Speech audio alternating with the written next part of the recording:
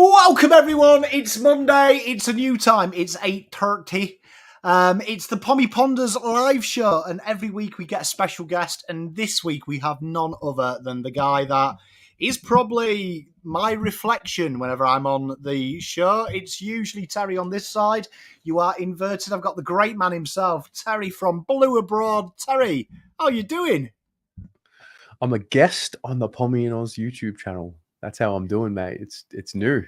It's a demotion or a promotion, depending on which way you look at it, I suppose. No, I'm pumped. I like it. I like being. I actually don't get invited onto many other YouTube channels, to be honest. So, I'm excited to be here. I've got to say, we don't often see you elsewhere. I'm the Kardashian of Blue Abroad. I get around a bit, but you don't. I don't get asked. That's the truth. That's a disgrace. Honestly, YouTube community, sort your lives out, eh? Come on. Terry doesn't bite.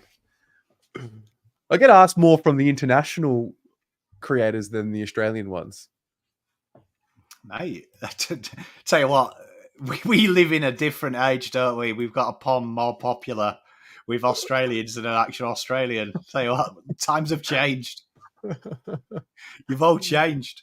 Yeah, I'm looking forward to just being a guest, mate. I don't have to host. Hands are free. It's great. Yeah, I've got to say, I'm the one putting graft in today, so you get to see me do it. But I mean, you all know him, chat. If you've got any questions, if you've just got to enjoy your lives. But Terry, tell me, and chat, tell me, the week that was, Carlton, we had a week off, so we got to. My favourites are the bye, I have to add, because I don't have to watch football with any other thing in my mind other than the love of the game. But Terry, what stood out to you in chat? Let me know what stood out to you in the week that was. What stood out to me? High level, I felt like the game was over umpired at times. Yeah, I think they're still trying to figure out what the story of 2024 will be and how they're going to adjudicate it. I think that I felt that adjustment. I don't know if now's the time to talk about individual teams, but I was super impressed with St Kilda.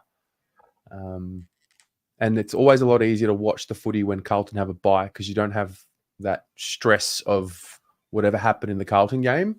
But yeah, I still feel like there's an adjustment happening. I think now that most teams have played couple of games, I think now we'll start to see some patterns emerging, but it's still so early. Yeah, I think you make a really good point there, and I'd love to know what chat think. You said over umpired. It does feel this year there seems to be less new rules introduced. Like a couple of years ago, we had the standing on the mark, and everyone said that was going to be a shit show. This year, they've kind of kept the rules the same, but it feels like one game to another, holding the ball's a different interpretation. We saw in the St Kilda game, kicking it out deliberate was a different interpretation. It does seem that it's really heavily umpired in the first couple of weeks than we've ever seen before. Yeah. I'm hoping as time goes on, it evens out. I'm hoping. But yeah, lots of debutantes too this week. Lots of late outs as well. If you do the fantasy, there was some little silent outs as well. No, I agree. It seems, I don't know, it feels like the best way I could describe it for non-Australians is when the Premier League came in the UK. It almost feels like we've got a different league. It feels like weird, like the pitch invasion as well. Like you just don't see that in football. Probably the best security guard in the world. Shout out that guy as well, because I haven't seen anyone track back that less since Nick Graham. That guy doesn't have a job next week, surely, right? Mate, I thought it was Nick Graham playing on the ball the way that he got away from him. You know, I didn't realize he lost his hat. The guy took off his hat. I didn't realize that. And his initial reaction was just to sort of sit there and like wonder what to do. I think he got his walkie-talkie out. It's like, mate, everyone can see that there's a guy on the field. You don't need to tell anyone. Just get him. My favourite is as the play's going on, he kind of just stands there. You know, like you're waiting to cross the road while they're playing with the ruck contest. I really enjoyed that moment. The security guard stands still in the middle of the play. Yeah. Yeah. No, it Quality was, dance. it was, mate, it's never a dull moment in this league, ever. And I suppose we've got to talk about the New South Wales takeover. The Sydney sides look alarmingly good early doors, don't they? I don't remember Sydney scoring at will like that. Hasn't happened very often in my experience as a fan. Yeah, they're lethal.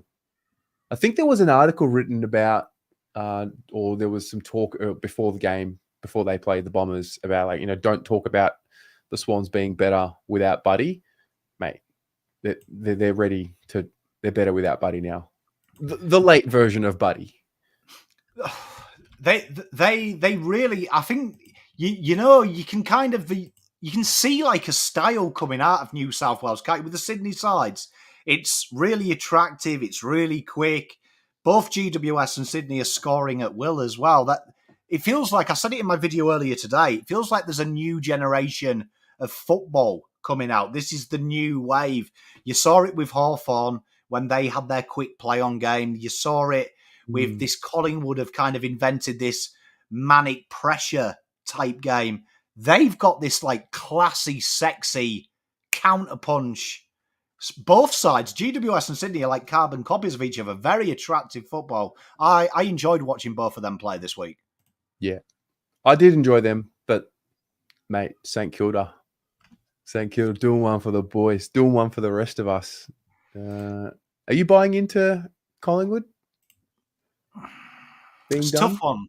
It's a tough one because like form is temporary and class is permanent. And like, although they're not I think people have found them out, which always happens. I don't think they're as bad as they're playing. I mean, I think Brisbane were insane.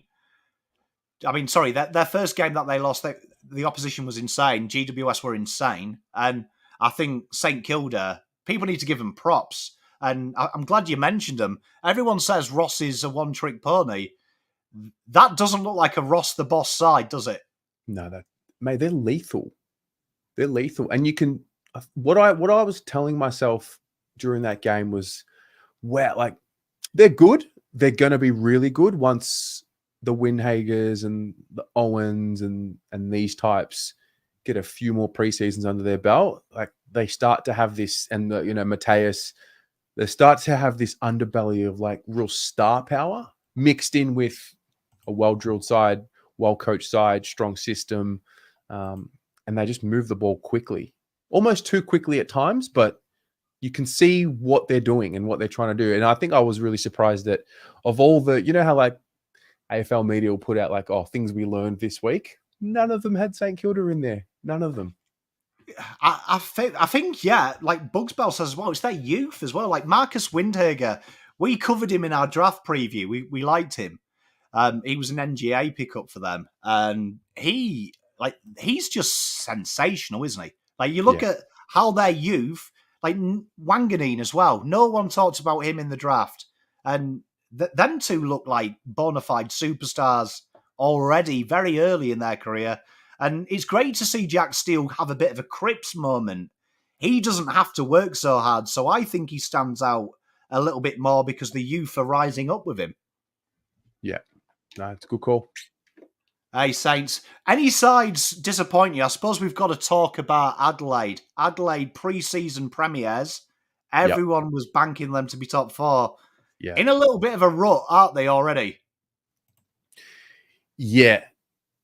I expected them to come out with an intensity following how they left season 2023 and how they exited. It was really tough. It was stiff. They were wronged at the very end. But then you got reminded as to why they put themselves in that position in the first place after being in such a strong position in the first half of the year last year. So I don't want to call it just yet, but I was not impressed with them at all. They look like they've lost the edge, and it's weird because you look at Rochelle and Rankine.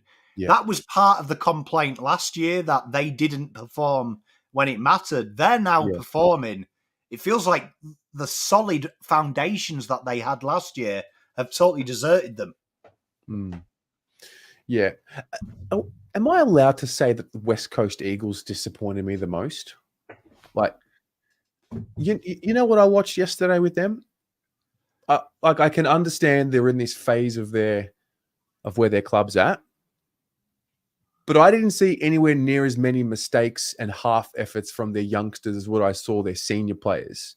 And that is like alarming. That's like really alarming. Like, save for McGovern, who I thought was excellent, and maybe you give Elliot Yeo a pass. I thought their senior guys completely let them down with their efforts and like no passion. And I don't know. It's so early in the season. They already look like it's round 18 and they can't wait to finish the year. They've got a 2018 Carlton vibe about them, haven't they? Like that team looks like it's lost. And you kind of think, I actually thought when I looked at West Coast, they've got some senior players that have been there and done it.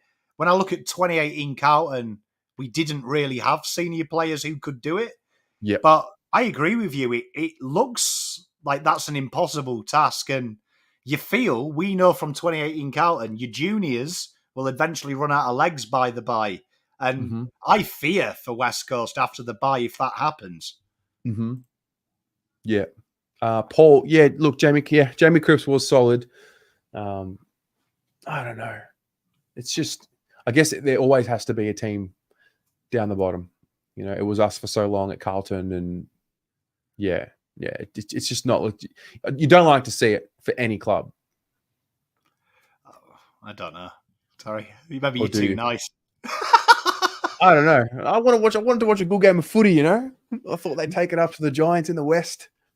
Give them a show. Mate, I revel in the misery of other teams after suffering it. Richard Kluger, are you the Richard Kluger, the legendary Carlton cheer squad, Richard Kluger? If you are, welcome to you. If you're not, welcome to you anyway. Good surname. But good man, Rich. This is a great one from BugsBell, an esteemed friend of the channel, of both channels, is old BugsBell. But it does seem, and I've noticed this trend the last couple of years, if you go back to 2018 Carlton, everyone said they don't have senior players. Now it feels like having senior players is bad. And he's listed a host of players. I think Sloan has looked abysmal for Adelaide. He doesn't look like the leader he once was. Zorko is in and out. You look at Pendlebury at Collingwood. Like, it's amazing to go through Collingwood forums and see them talk about him like we talked about Mark Murphy. It's crazy that they have totally fallen out with Pendlebury and saying he's taking a young man's position. It does seem to have gone the other way now, doesn't it? It seems to be like your Liam Duggans of West Coast, them mid-age players, are now the old 35-year-olds from 10 years. Yeah. It's so fascinating to watch how it all develops year after year. I mean, even the Richmond Stars, some of the mistakes they were, like the premiership players, some of the mistakes they were making in the game against Port. I mean, look, it's so hard to win games of football. There's that as well. Yeah, I mean, I think it's got a lot tougher. I think it's a lot quicker as well. I think it's quite harder to hide if you're old and slow. I do have to say, we're talking about young leaders. I actually thought Harley Reid, he reminded me of Sam Walsh in 2019. It was like literally, he's probably the reason you go and watch West Coast. If you're a West Coast fan, but I agree with Lou here. I think they do look at Harley Reid, and I know Harley Reid has come out and said he's a one-club player. I want to see if he sticks by that in 2 years, because I look at that rebuild at West Coast, and I think it's a long one. It'd be interesting to see if he sticks around, because if he leaves in 2 years, they could have probably got quite the penny for him and fixed their list today. Yeah. I mean, well, North ended up taking a few picks in that top 5 instead. I mean, it looks good now. You know what? I sense with West Coast, until that Tim Kelly contract has come and gone and they can move on from that, they're going to be stuck in no man's land. Hey, Bluey, I felt old when my kids started walking, mate. Don't worry about that, mate. Hey, tell you what, tell you what, mate. But no, and I suppose finally we should talk about, and a few of my mates who are Fremantle fans, they're going to enjoy this. I'm sorry, I downplayed Fremantle. I said Fremantle were just the purple version of West Coast. They're bobbins. They have really flown this year, and we talked about old men failing. How great is it to see Nat Fife look like the old Nat Fife with a midfield now that is run by babies? They control that midfield, and Nat Fife is almost now the cherry sprinkles on top, isn't he? Yeah. That's a good way to put it. Yeah, Sarong and Brayshaw have really just taken that mantle now. There was a little period of time there the last few years where they just weren't ready. I think Brayshaw probably came on a little bit more consistently than what Sarong did, and now Sarong's gone up another level. He's been fantastic. And yeah, I mean, they subbed out Fife for O'Meara in the end. But I'm still a little suspect on Fremantle, I'm not going to lie. Still a little suspect.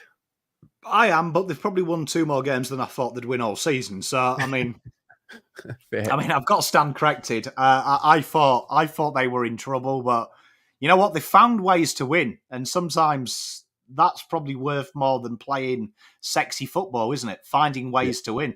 Yeah, true. But the week that was... Quick one. Bugs has mentioned here about Simpson. We're back to West Coast. Is it Simpson's fault? Yeah. Like, what's he supposed to do? Is it on him to motivate and empower these senior guys to play inspired football, maybe? Like, is that where he's at fault? I think if it was the kids, you'd probably forgive him. But, I mean, these are the senior players, aren't they? Like, he's dropped Gaff, and, I mean, Gaff's the West Coast Lockie O'Brien, isn't he? Yeah. So... but you'd imagine he's got... I mean, I think their list management's been appalling. I think whoever signed off that Tim Kelly decision is a clown. I hated the trade then. I hate it now. And I actually think, though, that he's still playing the real controlled football, which I think if you watch the modern day sides, no one's playing it. And if Ross is playing quick, that tells you everything you need to know. Everyone's playing a bit quicker, a bit more intent. I actually think Simpson's style of football is dead, and I don't think it'll come back. Yeah, fair. Yeah. Who is the first coach sacked? Who's the first coach sacked? Terry, chat, let me know. Who do you think's the first one to go? First coach sacked. Have we ever had a season where a coach didn't get sacked? That's something I'd like to know. Probably.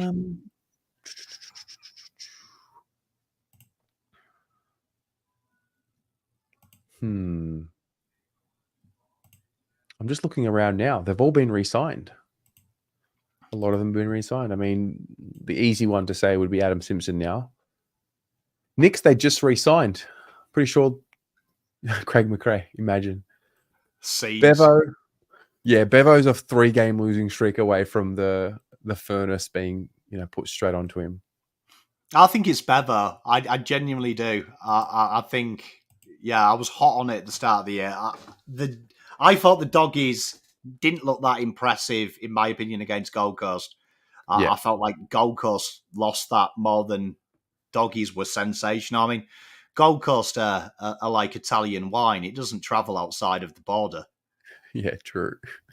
So, I'd fancy the VFL side beating Gold Coast in Ballarat, but you know what? The McRae one's interesting because, I will say this, it's not a Collingwood bagging session, but I have never seen someone swan dive as much as McRae. Last year, he looked like he controlled the narrative, controlled the media. This year, he reminds me of Bolton in his last year. I text Swoop Luke that. It reminded me of Bolton, that press conference where he said, Gold Coast, Geelong went 0-3 last year. And the media guy replied quickly, yeah, but they didn't play finals, Craig. It reminded me of Bolton, where he tries to get one up on the media and it backfires. He looks like the fallen man at the moment. Yeah, you said something, what was it? Media Watch on Friday. which still rings true. I mean, they've got to find a new angle now. Last year, it was, they're hunting for a premiership. It's a different mentality when you reach the pinnacle. It's a different mentality to stay at the top, and they just haven't found their edge. I feel like if they get into an 0-4 hole, there's the edge. Can they be the first team to make the top 4 from whatever? They just need a hook. They haven't got it. They're not playing like a team that's got an emotional investment behind them, deep within their soul. Mate, no, I agree. I think their biggest mistake, and it reminds me of Leeds United, that they tried to make themselves likeable, where everyone hates Leeds United. And you heard Collingwood talk about that. We want to be the likeable pies. We want to change that narrative. I think they actually need the hate. They actually need the hate to be good. And I think they've put a rod for their own back. Because, I mean, GWS are putting them on socials. And honestly, being bullied by GWS with zero history that they have is categorically embarrassing. Yeah, like that's true. I'd question supporting Carlton if we got pantsed by GWS on socials. True. Can you, Jay Mirabello, they fluked it. Can you really fluke a flag? Probably. I'd love to fluke one. Yeah. But I agree with this from Paul. I think no one's talking about this. Brisbane, they're ticking along like you expect Brisbane to do early doors. They've lost to us, which was a smash and grab, let's be honest. But I do think there's got to be a point in time as well that they look and go, how close can we keep going until we maybe take this serious? Because I think I'd hate that. I'd rather not play finals and win a flag once than do what Brisbane do, always be close and fail. Yeah. Well, mate, you win a premiership, you're etched in stone forever. Mate, I'd love to fluke one. But talking about other teams, listen to this on the radio coming back the other day. There was a great discussion that I heard on Talk Sport in the UK about can you change teams? And one of the presenters was talking about he was born in a Man United family and they'd moved to the Midlands and he then became a Birmingham fan. So his dad supported United, but they were on the doorstep of Birmingham. And when he was 13 years old, he decided, when Man United were winning everything in mind, I'm supporting Birmingham. These are my team. And he said he felt at home. So I want to know, one, is it okay to change teams in your lifetime? But two, what are the rules? There has to be some ground rules. It's not okay. As a starting point, it's not okay. However, there are some circumstances where it makes sense. But as a rule of thumb, it's not okay. You have to bring a really good, in my view, you have to bring a really, really good reason to be qualified by, I don't know, the footy fan community in order for it to be okay. But in theory, I don't think it's okay. And you know how you say, what's that saying that you say? Like you can't trust a man with two first names? Yeah. How you meant to trust a man that has 2 football clubs? Come on, mate. Yeah, well, that might be my new thing. I'm trying to work. So what about this? Great one by El Paso. So what about Tasmania? So I've got a mate in the UK. He was a manic Wimbledon fan, and they pissed off, became the MK Dons, and he went and support AFC Wimbledon. So I think that's okay. Like if your team dissolves. So I think that's okay. But what about Tasmania? Let's say you are born in Tasmania, you live there now, you support Carlton because you've never had a team to support. Would it be okay to become a Tasmanian fan because now you have a team?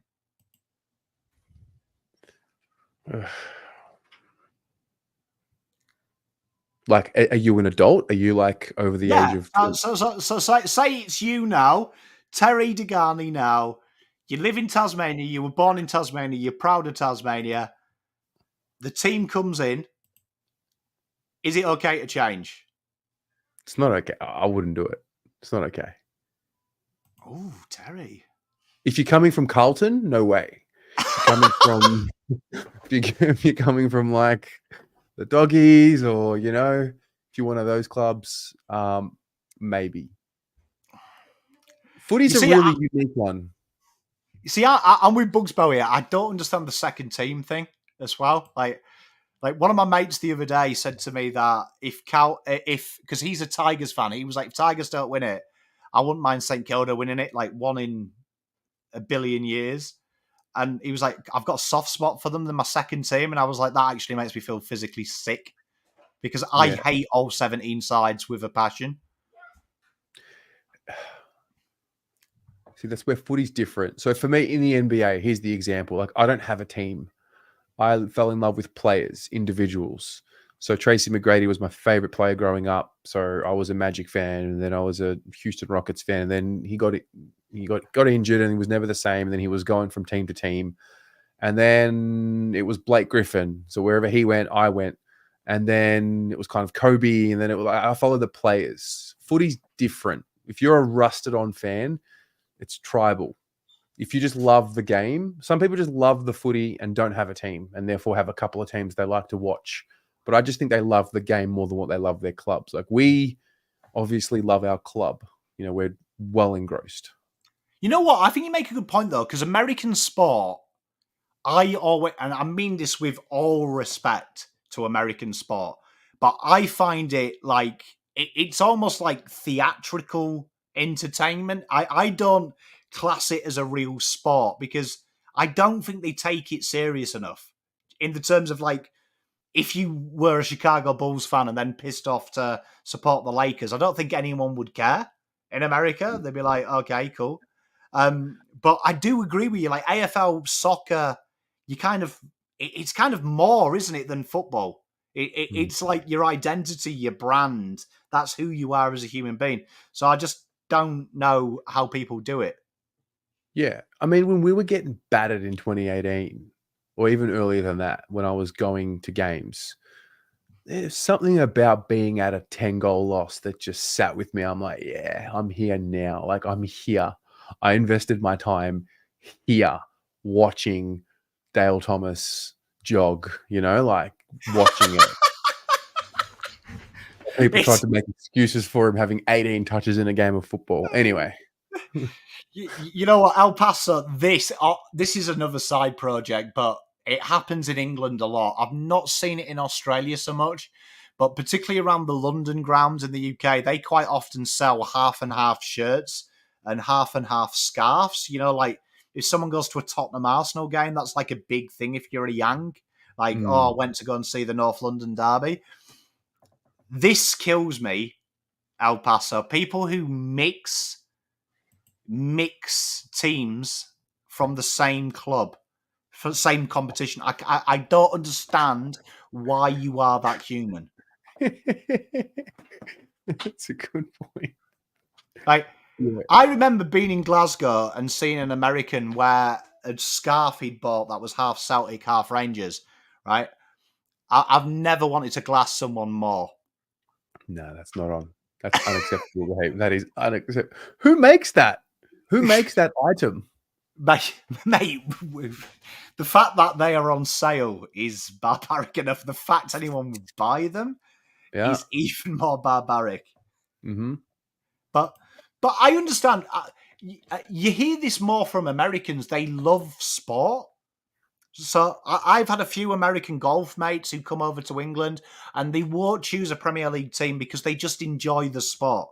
So they just get off on it. And I can kind of respect if you're like, right, I'm not going to support anyone. I'm just going to love the game. Okay, cool. But yeah, I don't get it. And side project, I find this hard. And I know Carlton fans are guilty of it. Collingwood fans are guilty of it. When your team's not playing, how teams get excited about another team beating their rivals.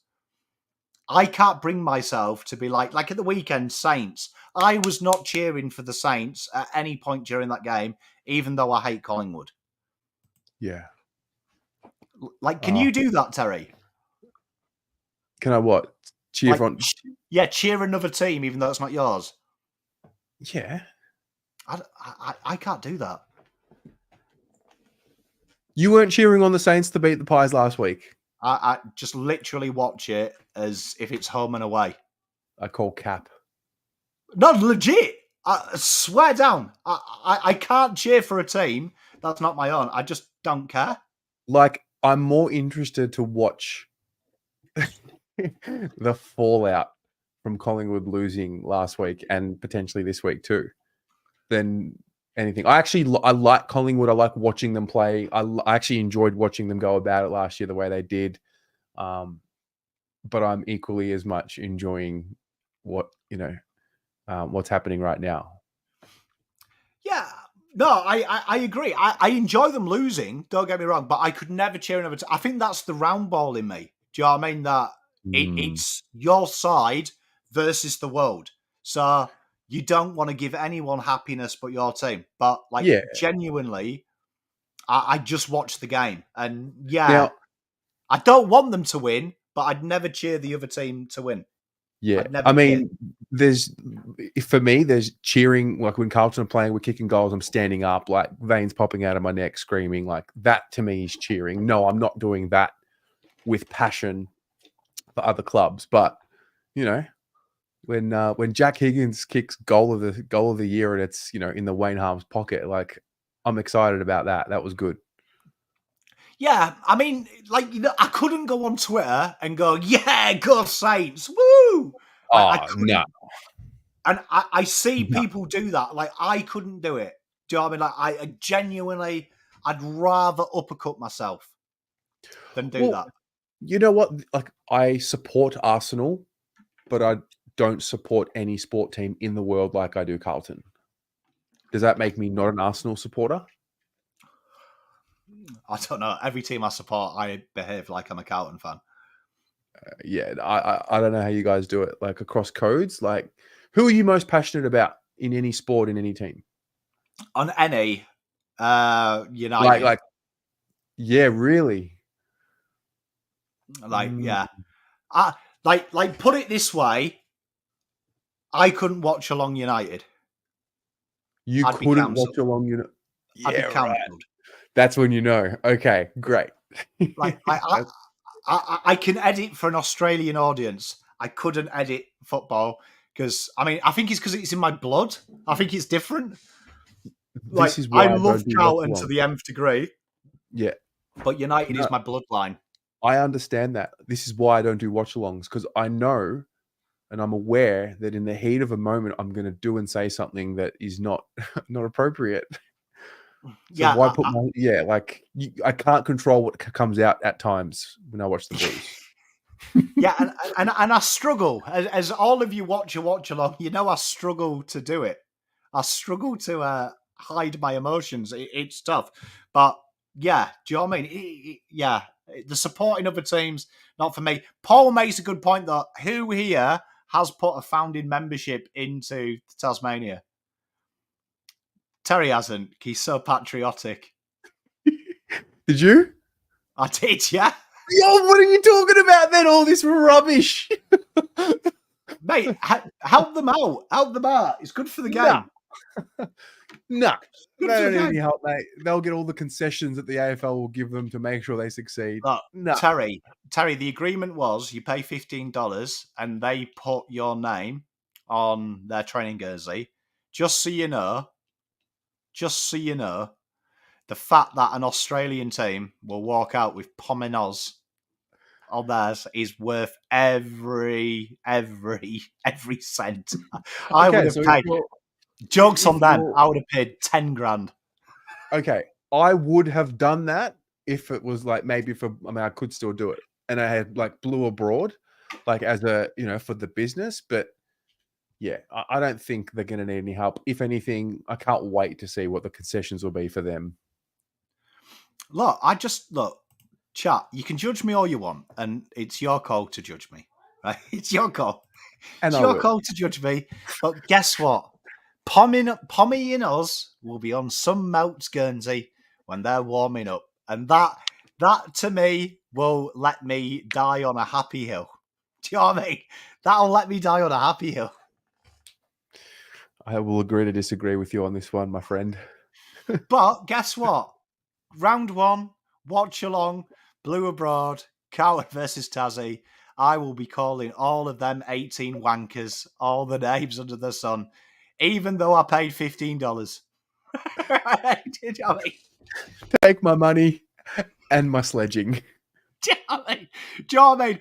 I can't wait for them to look and be like, who's that guy calling me a prick? And then they look on the back and then they see my name there.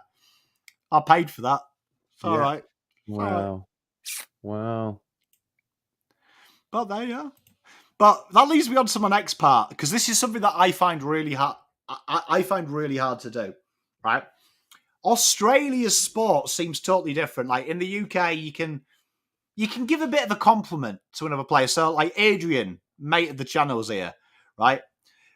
He's a Liverpool fan, even though he's giving me shit. But I can say Mo Salah is an incredible footballer, and nothing happens. Nothing happens to me. Do you know what I mean? But you notice this in AFL.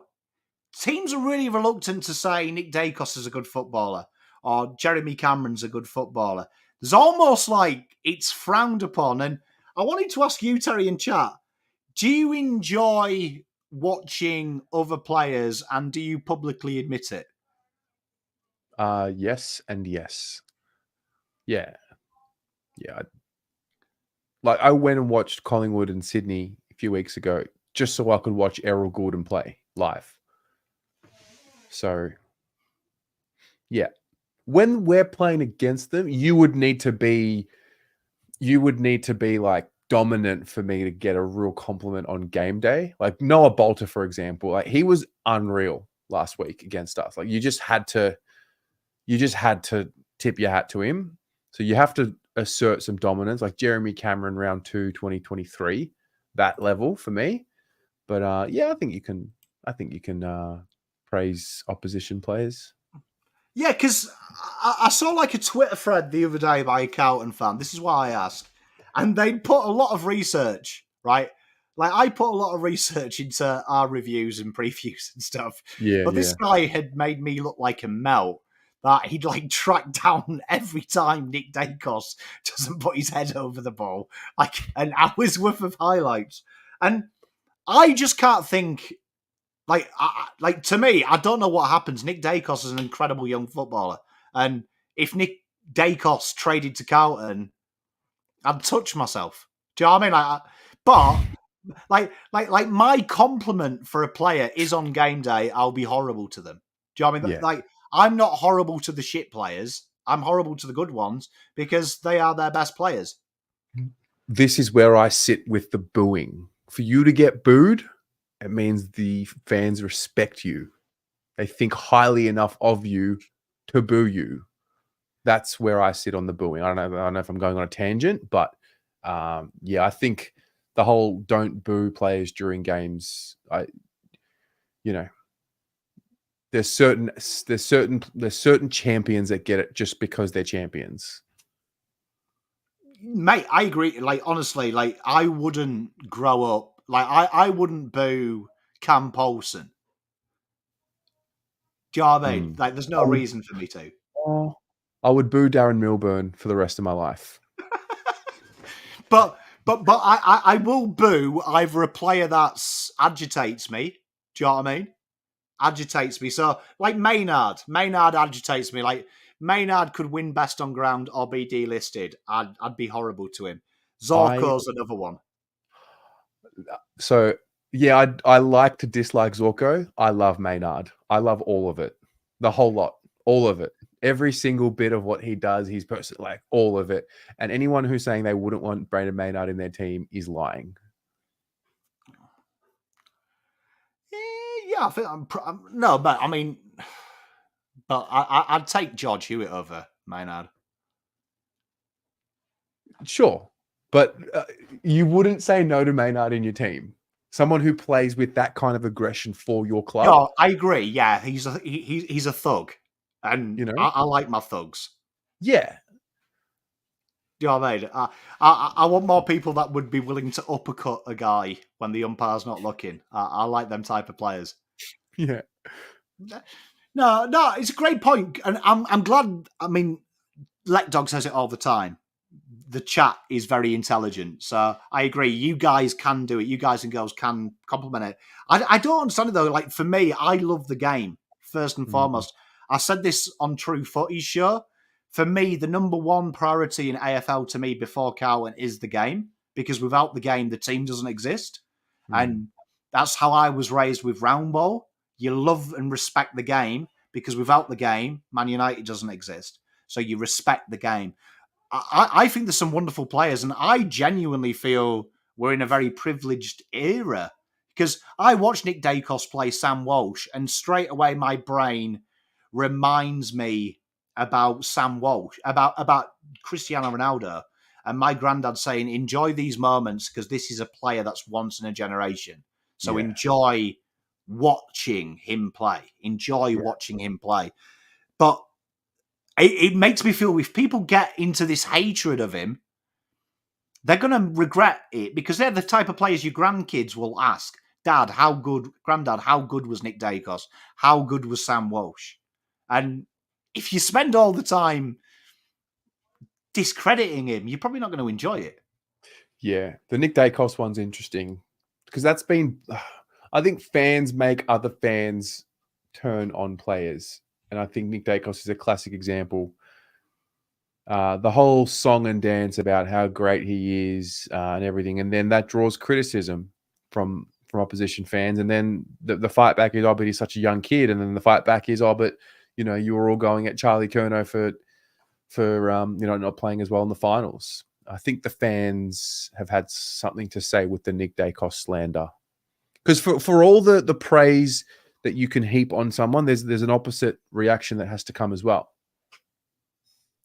I agree. I do think the media lead that though, don't they? Because the media become very Nick Dacos centric at the minute. Like Nick Dacos eats a kebab, and he eats the kebab better than half the world.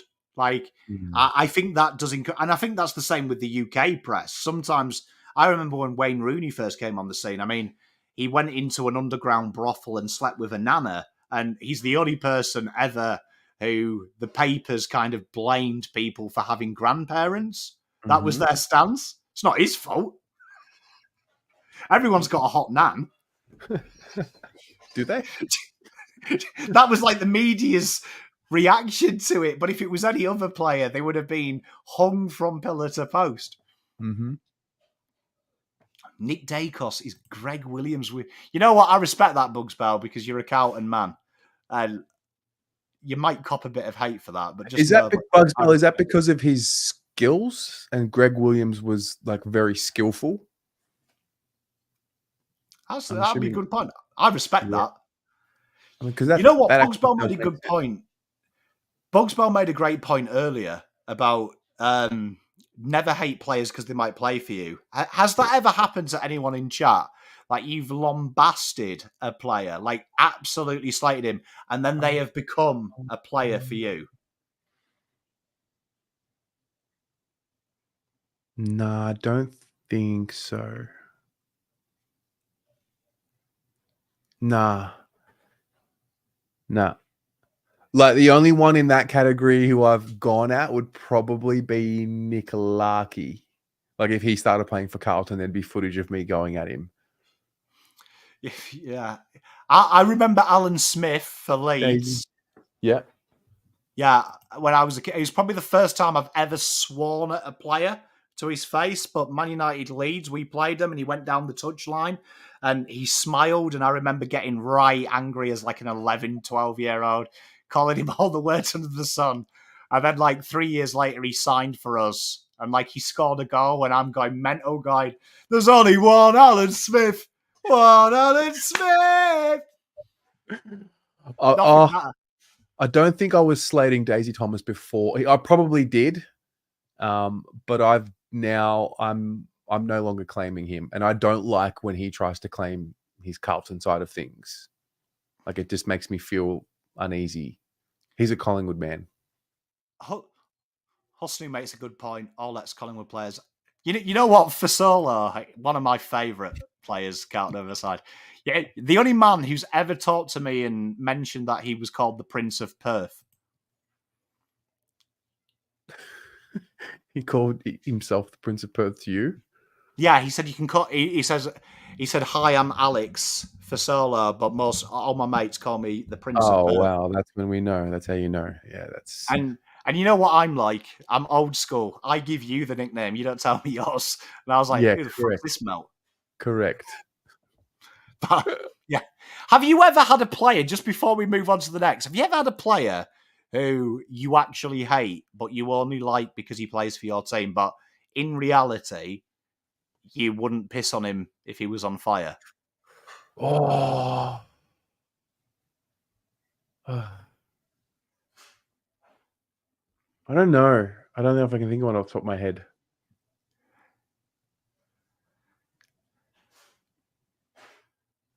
Nah. Do you? Sam Kerridge. What did Sam Kerridge do wrong, mate?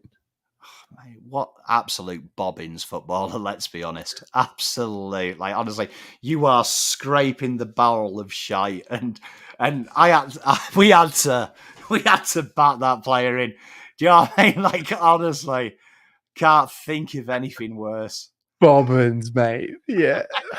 Absolute shilbert. I'm not even going to be honest. I'm going to be honest. Absolutely pants. I think, were there any players? Fasolo would be up there as well. Yeah, John. Fasolo definitely up there as well. After that engagement I had with him.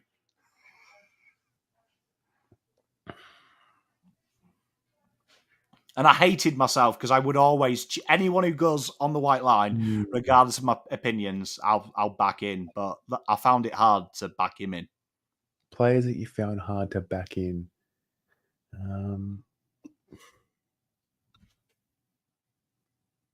Plowman at the end. Plowman at times was really hard. Yeah. Really difficult at times. I struggled a lot, like 2019, 2020 with him. I'll pass. You've only got to ask Terry how I felt about seeing the cheer squad that time clap when Bryce Gibbs scored against us. Fuck, mate. Like, I can't do it. Like, I know he used to play for us. Fucking can't do it. Yeah. Like, there won't be anyone more pissed off when Fisher scores against Carlton than me. Kate's nailed it. Start puking. Start now. Honestly, I don't know how you do it. Do you know what I mean? Like, unless they're like, my rule would be there'd have to be a 400 game player like Cade Simpson. Yeah, like Premiership hero or game not someone who record played holder. 78 shit games for the football club. Get fucked. But not for me. I'd boo my own kids if they didn't play if they didn't play for Carlton. I boo my kids in the backyard playing cricket. You know what I mean? Like, don't know what anyone else is on about. But we're now on a new segment, chat. Every week we add a new segment because we're all about innovation here on the Pommy and Oz channel, where we learn from the best. And look, here you will have the Wheel of Names. Woo! So the Wheel of Names is the top 100 players as voted for by TPI, the very thing we use on the rating system. And I thought, who better to exploit the system than Terry? So we're going to have one turn each, chat. You guys can vote as well. So we're going to do, it's basically Shag, Marry, Avoid. We've all played that at Revolver on a Friday night in real life. Basically that, but trade, played, or bench. So, Terry, I will let you go first. So, your three names are... Peter B. Bluebagger, not a chance, mate. Get out of here. Fishing's the enemy this week. So, you've got Max Gawn. Wow, okay.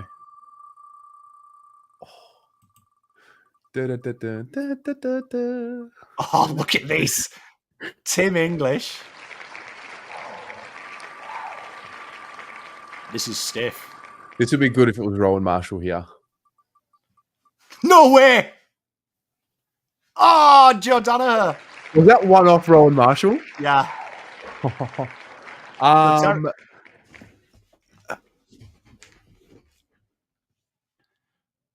Trading Joe Danaher. That's easy. See you, Joe. I will play one game or for a season. I'm guessing we'll make it hard for the season. Just because it's a copy of Shag, Marry and Avoid, so they're permanent life choices, Terry. I'm playing Max. Max. Bench English. Well, benching him means that he'll come on the field, right? He just starts on the bench. Yeah. It's tough. It's tough. Yeah. Oh, look at Gav. Gav's gone. Bang. You've kept the greyhound looking player. Well done. I like it. Yeah. That is tough. I mean, I suppose I think the only wrong answer here is you don't play Con. Yes, agreed. Right, that's tough. All right. Although this is a good game. Let's do it again. Right. Well, we'll see what else pops out. So this is for you. Yeah, we'll have a look. Who have I got? Zach Bailey. Wow. I've been bigging him up recently, so if I trade this guy, I might get done for. Surprised he made the list. Tracker. Okay. Well, he's traded straight away. Newsflash.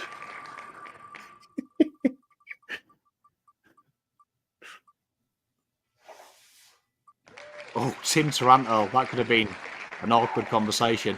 All right. I will play. Nah, I'm a man of integrity. I am playing Zach Bailey. I am benching Taranto. And because of his TikToks, Petrarca can piss off. I'm a man of integrity. I'm not changing who I am. Have I ever told you that I once made the chorizo chicken pasta from TikTok, from Christian Petrarca's TikTok?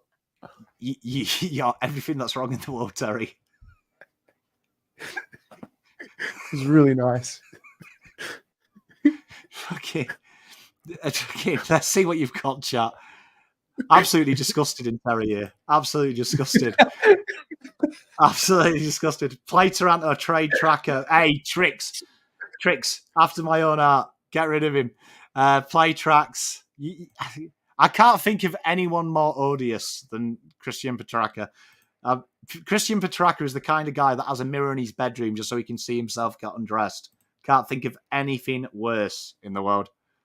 Mate, I'm telling you, make the chicken chorizo pasta. It's delicious. See, yeah, I'm with you. Like, Tom, Terry, I respect you both. Sort your lives out. Yeah. We're working on it. I'm a work in progress. We'll play that again next week. We'll find out who we get the host. But then we finish with the most important trophy in world football. Right? Any idiot can win the MVP. The Brownlow has just turned into the midfield award, but the Pombardi Trophy is where it's all at. This is what all that matters in life. These players don't care about flags. They care about this. But so far, we've got Rao leading on 13, Sarong with 10 votes, Mackay 9 votes, Tom Green, and a host of people on 2 votes. Brody Grundy just leading it because I like his pretty face. But as always, chat, we do 5, 4, 3, 2, 1. There's this week and next week to do for the Player of the Month. Player of the Month gets an additional 2 bonus points. So they've got something to play for every month. Terry, I'll start with your 1 vote. Who did you give 1 cheeky vote to? I gave 1 cheeky vote to Zach Butters. But, hey, it wouldn't be Terry on this show without a Port player. Yeah. Tell you what, just quietly, everyone's talking about Isaac Heaney. His start to the season has been amazing, hasn't it? Just quietly. Yeah. Yeah. not many players do it like him, where he sprints with the ball, cuts angles, and keeps sprinting. He leaves opposition players in there. It's like they've got cement around their feet. It's impressive. I like his game.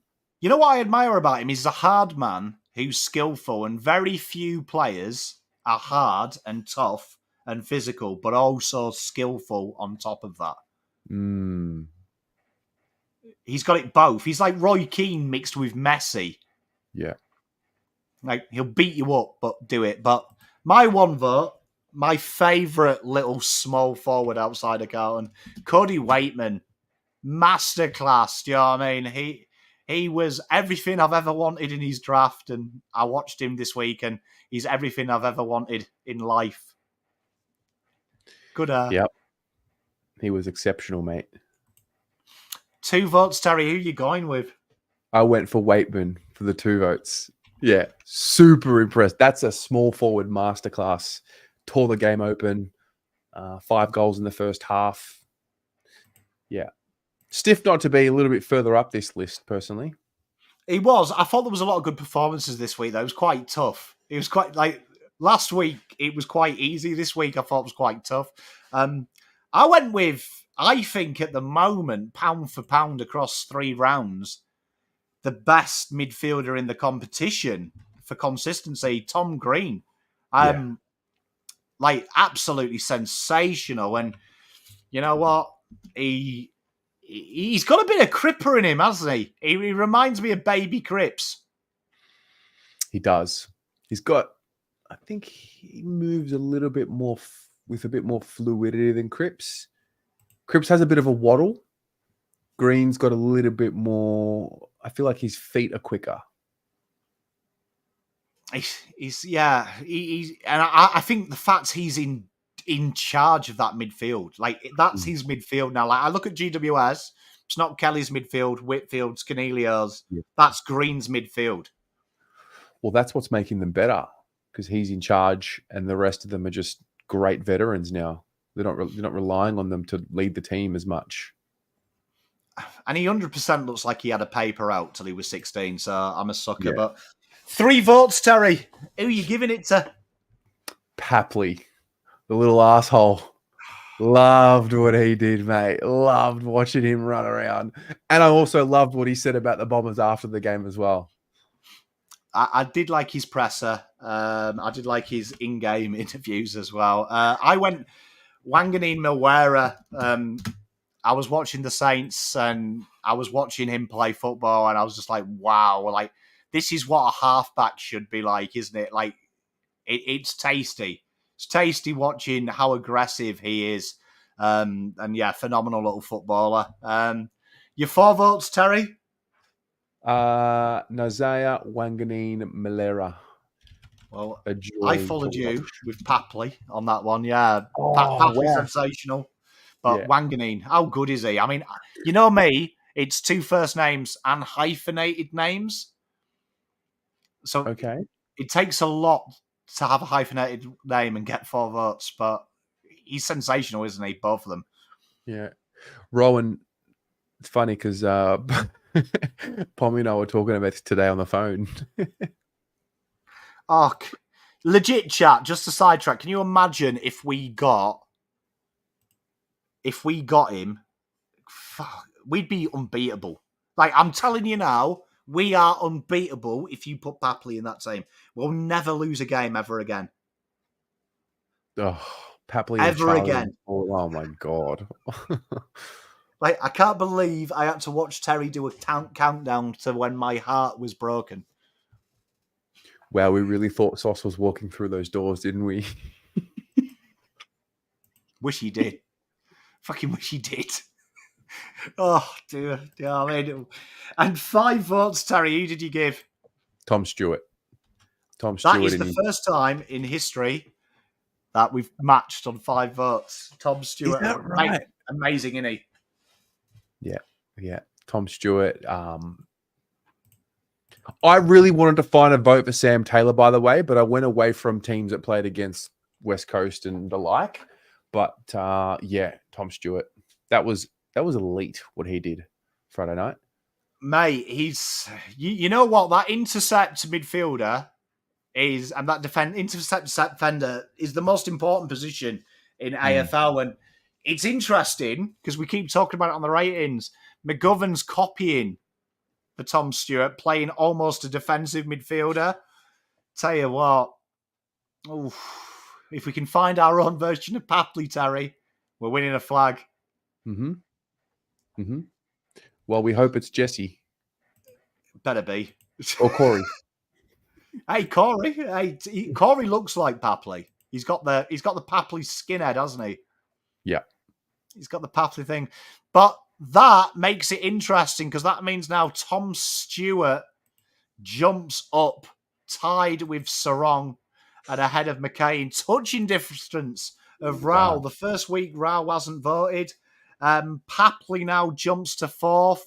And interesting that Mr. Tom Green, touching distance, just 4 votes off top now. So that could be an interesting final round next week.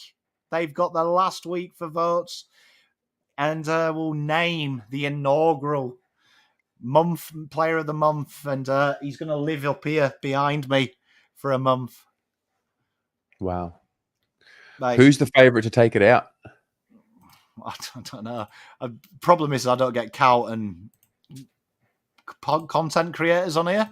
So trying to manipulate Carlton winning it is quite hard. It's a bit harder when you're doing it there. I mean, it's interesting. We've got 2 Carlton creators in the week that we haven't. I was trying to find a way of giving Kerno 5 votes, but I couldn't do it. Fair. I've done well, though. I've only voted Carlton players twice. That's, twice out of a possible 3. Votes. You would have been proud of me. First episode, I gave him 3 votes. I like that. And Ralph Macker asked who Fogarty was. You didn't have a photo of Durden up there when you said Fogarty, did you? Didn't do the old Fox footy? No, I think he was just being mean to me, which I didn't appreciate. But Terry, tell me, what have you got on this week? What have I got on this week? I am on the jumper punch tomorrow. I'm on the couch, going back to where it all began for me in the streets of Reservoir. Do you know where I started my life in Reservoir? Lived there for the first 9 or 10 years of my life. It's the street parallel or perpendicular? No, parallel to where Rocco lives. It's crazy. That's the first time we've had perpendicular on this show, Terry. Oh, that's a bit of culture here. bit of culture. But so in Reservoir tomorrow, I'll go do that. I got a Carlton People episode to get up tomorrow at 6 p.m. What else have we got? Someone very famous as well. Social media icon, you could say. Yeah. Yep.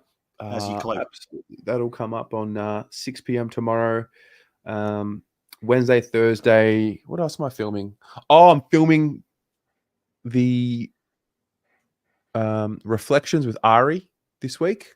So we're both picking a game that we've previously played against North Melbourne. I'm going to go for 2021 when Larky kicks 7. So I'm going to recount that one. That'll be fun. Honestly, this year, Terry's got it in for me. Every time I talk to him, it's just bad news. Like, counting a flying and you're miserable. So there's that. What else? We've got Marnie Cohen joining us for the combined 22 this week. That'll be great. And then, no, it's not Daniel Gorringe. And then Friday, Danini's lunch before the game. He is indeed on Jumper Punch. He just said that CAD trick tomorrow. Yep. He will be live and exclusive from Reservoir or War. Reza. Jasmina choc banana bread. Yep. Thank you. And you've obviously got the preview up now, haven't you, Terry? Preview's up on the Blue Abroad channel.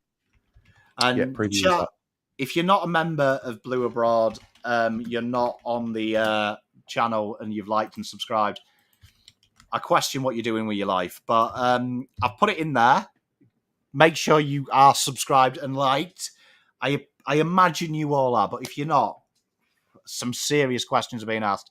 That is some two first name behaviour, in my opinion, if you're watching this and not doing that. Shout out to Jasmina as well, 10K, I believe, on TikTok, which, I mean, to be fair, is an achievement, because if you're not peddling conspiracy theories or showing skin, having 10K from anything relatively intelligent is hard work on TikTok. So that's mad, that. That's mad. Thank you, Dynamic. I am due a haircut. But for the rest of the week, Pommy and Oz, make sure you liked and subscribed. Sometime this weekend, we have a members-only Draft Hot 50. That will be coming up, where we're taking you through the first week's games of junior football. So if you are a member, that is a members exclusive. Next week, you will get something for everyone else, all the normal likers and subscribers. But if you are interested in that, that is over the weekend. We've got the team selection show, selection panel Wednesday with Bucky. So stay tuned for that. We'll give Bucky a shout out. He just hit 3K. And we've got a preview coming up and some extra AFL content. Make sure you watch the video trends. Terry, as always, it's a pleasure. Chat, peace, love, and light. We'll see you next time. Bye. Go Blues. Go Blues.